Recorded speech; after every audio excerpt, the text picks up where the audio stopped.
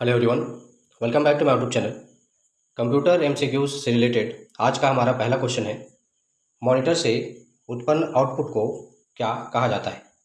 Options है hard copy, soft copy, imaginary copy या फिर वर्चुअल कॉपी। इस क्वेश्चन का जो राइट आंसर होगा वह होगा option number B, soft copy. ठीक है, मॉनिटर में जो हमें आउटपुट दिखता है, ठीक है, वह क्या कहलाता है, वो सॉफ्ट कॉपी कहलाता है। क्लियर? ओके। अगला क्वेश्चन है, लेजर प्रिंटर कौन सी श्रेणी का प्रिंटर है। इस क्वेश्चन के लिए ऑप्शंस है line printer, serial printer, non impact printer या फिर इम्पैक्ट प्रिंटर। इस क्वेश्चन का जो राइट आंसर होगा वह होगा option number C, non impact printer. Laser printer एक नॉन इम्पैक्ट श्रेणी का प्रिंटर है। ओके। अगला क्वेश्चन है, इनमें से प्रिंटर किस प्रकार का डिवाइस है। ऑप्शंस है स्टोरेज, इनपुट, आउटपुट या फिर फ्लश। तो आप सभी जानते होंगे कि प्रिंटर जो है एक आउटपुट डिवाइस होता है, यानी कि इस क्वेश्चन का जो राइट आंसर होगा वह होगा ऑप्शन नंबर सी। ओके। अगला क्वेश्चन है, एक डिजिटल कैमरा किस प्रकार का डिवाइस है। ऑप्शंस है स्टोरेज, इनपुट, आउटपुट या फिर फ्लश। इस क्वेश्चन का जो राइट आंसर होगा वह होगा ऑप्शन नंबर बी, इनपुट।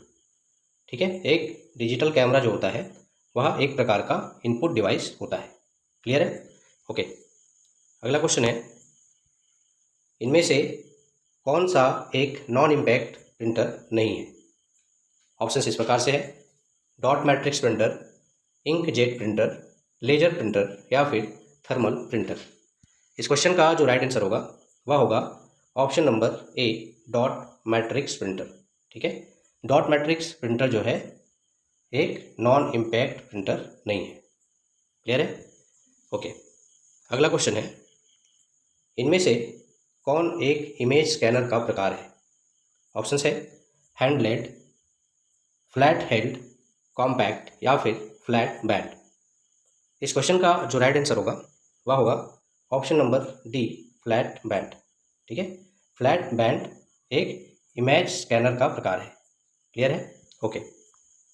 अगला क्वेश्चन है, मल्टी प्रोग्रामिंग की शुरुआत कौन से जनरेशन में हुई। क्वेश्चन के लिए ऑप्शन इस प्रकार से है प्रथम जनरेशन, द्वितीय जनरेशन, तृतीय जनरेशन या फिर चतुर्थ जनरेशन।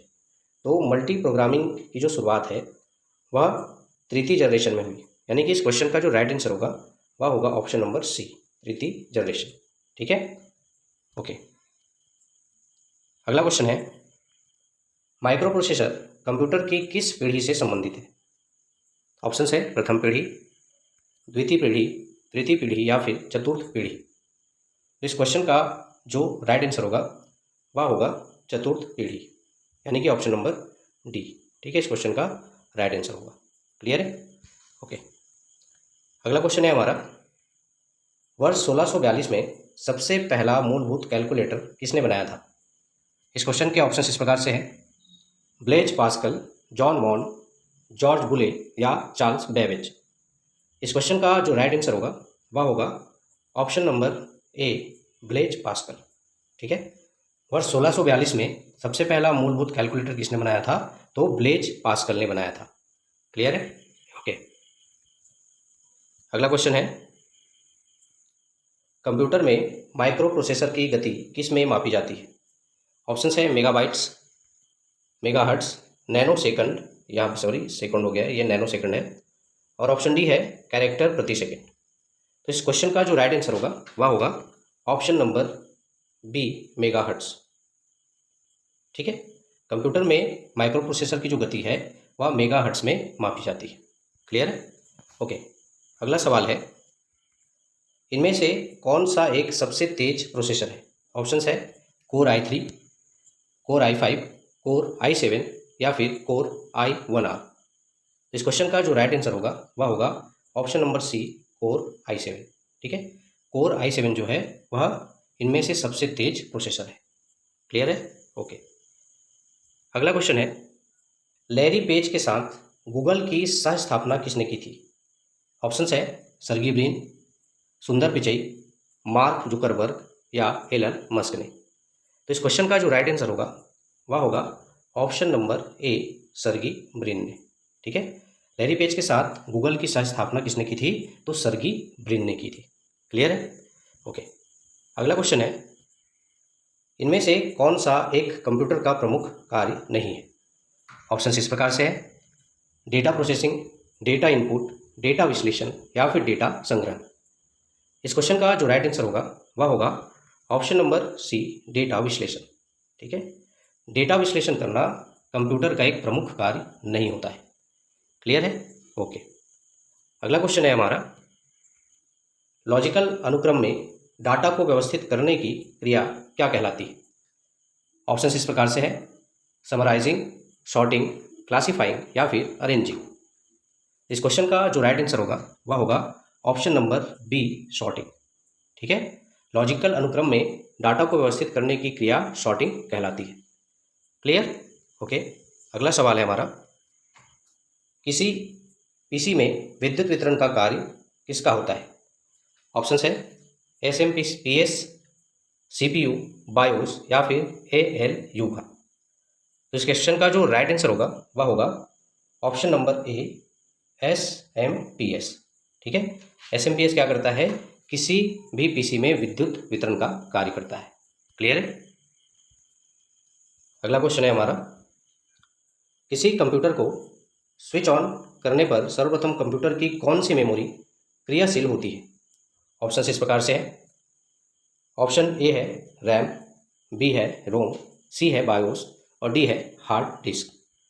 तो इस क्वेश्चन का जो राइट आंसर होगा वह होगा ऑप्शन नंबर सी, बायोस। ठीक है, जब भी किसी कंप्यूटर को स्विच ऑन किया जाता है तो सर्वप्रथम उस कंप्यूटर की बायोस मेमोरी जो होती है वह क्रियाशील होती है। क्लियर है?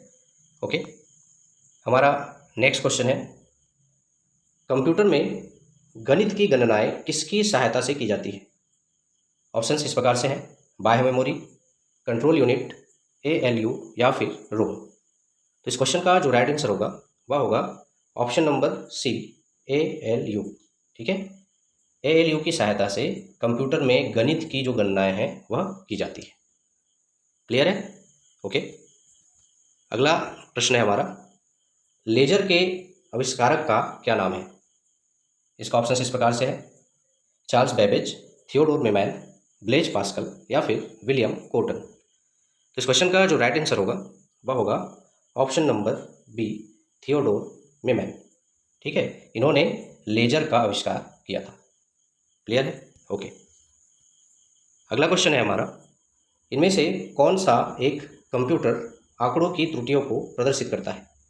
ऑप्शन है बीट, बाइट, चिप या फिर बग।